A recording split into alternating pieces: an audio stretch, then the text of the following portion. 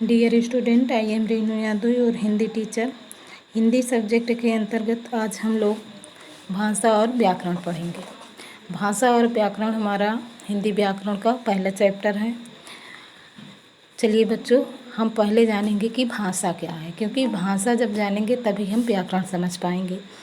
देखिए, भाषा और कुछ नहीं है, केवल मानव की या मनुष्य की चतुर बुद्धि द्वारा अविकसित एक ऐसा उपाय है जिसकी मदद से हम अपने विचार सरलता से दूसरों के सामने प्रकट करते हैं और जो चाहते हैं इसकी व्याख्या प्रकृति के उपज के रूप में नहीं कि भगवान ने जो कह दिया है वही हम बोलेंगे, बल्कि मनुष्य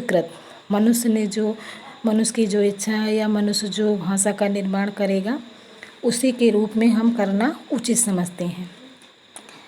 भाषा शब्द संस्कृत के भास धातु से बना है, जिसका अर्थ है वाणी को प्रकट करना। और भाषा एक सामाजिक संपत्ति है।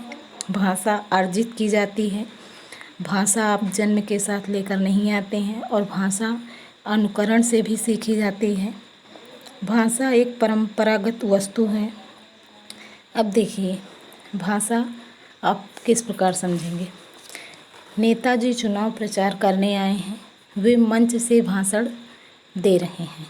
अब नेताजी मंच से जो भाषण दे रहे हैं वो भी तो एक प्रकार की भाषा का ही विकास कर रहे हैं। जनता उनका भाषण सुन रही है। बच्चों, इसके नीचे देखिएगा, सुरेखा दीदी ने कक्षा में कुछ प्रश्न पूछे। बच्चों ने उन प्रश्नों के उत्तर लिखे। सबने अपनी अपनी कॉपी पर लिखे उत्तर सुरेखा दीदी को दिखाए। सुरेखा दीदी ने बारी बारी से उन्हें पढ़ा।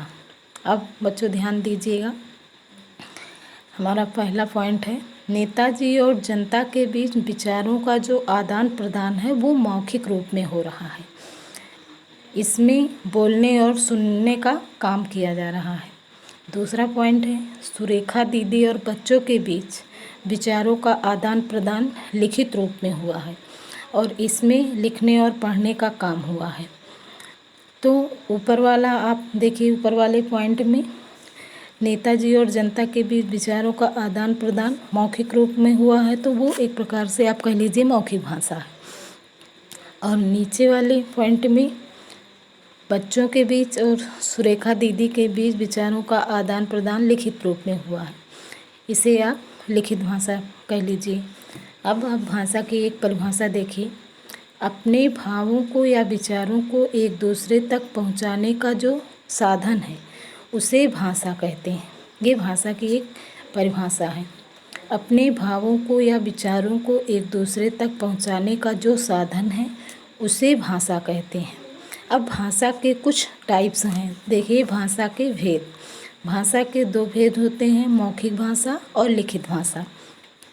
मौखिक भाषा जब विचारों का आदान प्रदान बोलकर या सुनकर किया जाए उसे मौखिक भाषा कहते हैं, और लिखित भाषा जब विचारों का आदान प्रदान लिखकर या पढ़कर किया जाए उसे लिखित भाषा कहते हैं। और तीसरा एक है सांकेतिक भाषा। भाषा का एक रूप सांकेतिक रूप भी है, जब हम संकेतों द्वारा अपने विचार प्रकट करते हैं।